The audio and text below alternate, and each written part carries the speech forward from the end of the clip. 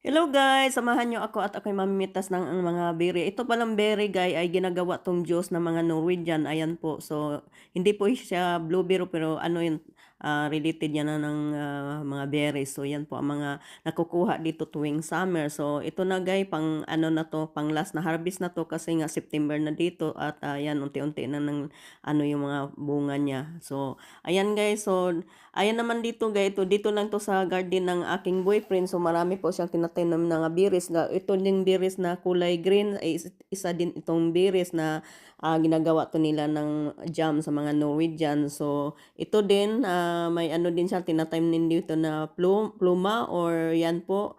Ano bang tawag dyan sa Tagalog or English, nalimutan, basta pluma yan dito sa Norway. So siguro pag nakita nyo yan, alam nyo kung anong tawag yan sa atin.